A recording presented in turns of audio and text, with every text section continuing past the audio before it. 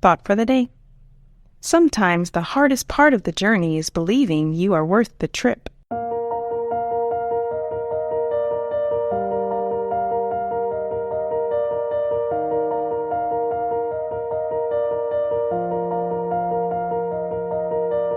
Welcome to 7 Minutes for Yourself. I'm Christina, and I'm so glad you've joined me for what I believe will be 7 of the most enriching minutes of your day. Let's take this time to reconnect with ourselves and improve our well-being. In today's episode of 7 Minutes for Yourself, we discuss having the courage to chase our dreams with confidence. Have a listen. I have always had the deep understanding for myself that if anything was going to move forward in my life, that I was going to have to be responsible for making that happen.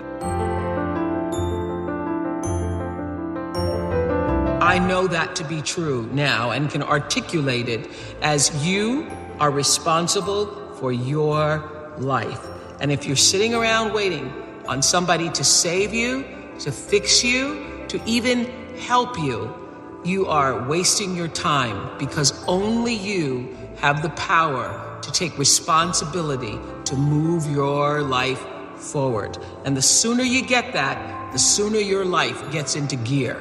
This is what I know from doing 25 years and thousands of interviews on The Oprah Show. It does not matter where you come from. I have seen people come out of the desert, walk across the desert, being born in the most dire of circumstances. Doesn't matter what your mama did, whether she did or had a PhD or no D. What matters is now, this moment, and your willingness to see this moment for what it is, accept it, forgive the past, take responsibility, and move forward. Many of you, as I have been, as I am, are where you are in your life based upon what you believe. And it's not just what you think you believe on the surface, it's also your shadow beliefs that are holding you back from moving into the life that you believe you deserve.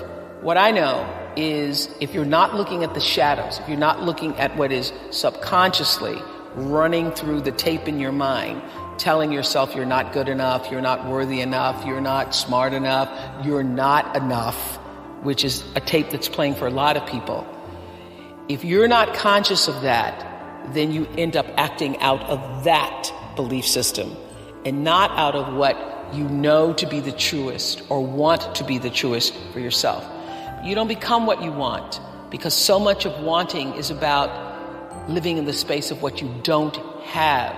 That's why Jim Carrey's story is so powerful, because he started to act as though he already had it. He would go up to Mulholland Drive, he would drive away thinking, I already have those things, I just haven't accessed them as yet. I believe those things are going to come to me and I'm going to act like they are, so I'm going to move forward in my life in order to draw that to myself in such a way that my actions are in alignment with what I say I believe. So if you start to think about that, really, why are you where you are in your life? The choices that you have made have been because of what you believe to be true for yourself. You don't have anything to give that you don't have. So you have to keep your own self full. That's your job. That's the number one thing you have to do, is to work on yourself and to fill yourself up and keep your cup full. Keep yourself full. Because you only when you're full, I'm full, I'm overflowing, my cup runneth over. I have so much to offer and so much to give. And I am not afraid of honoring myself. You know, it's miraculous when you think about it. Every night, list 5 things that happened this day, in days to come, that you are grateful for. What it will begin to do is to change your perspective of your day and your life. I believe that if you can learn to focus on what you have, you will always see that the universe is abundant and you will have more. If you concentrate and focus in your life on what you don't have, you will never have enough. Be grateful. Keep a journal. You all are all over my journal tonight. The only real quest that we have in life is to keep your vibration high, because I think all of us are like, we're all energy fields. Yes. Your energy, I'm fine, that's all we all are. So your number one goal in life is to keep your energy level high. So you have to do things that keep you on a high vibration, like a good vibe. So for me, that's eating as healthily as possible. Gotta have some risotto though. It's for me, it's some form of silence or prayer or meditation in the morning. It's some form of exercise, but it's keeping yourself whole and connected, and knowing that only positive energy brings positive energy. What I know for sure is that the biggest choices begin and end with you, your internal big questions. Who do I want to be in the world? My relationship to source energy, to all that is God. I'm not talking about what you believe in God. I'm talking about your experience of that which is all life, which is divine and universal human being. And I just want to end with this.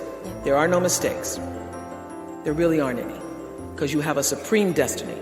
When you're in your little mind, in your little personality mind, where you're not centered, where you really don't know who you are, that you come from something greater and bigger, and that we really all are the same. When you don't know that, you get all flustered. You get stressed all the time, wanting something to be what it isn't. There is a supreme moment of destiny calling on your life. Your job is to feel that, to hear that, to know that. And sometimes when you're not listening, you get taken off track. You get in the wrong marriage, the wrong relationship, you take the wrong job. Yeah, but it's all leading to the same path. There are no wrong paths. There are none. There's no such thing as failure, really, because failure is just that thing trying to move you in another direction. So you get as much from your losses as you do from your victories, because the losses are there to wake you up. That concludes today's episode of 7 Minutes for Yourself.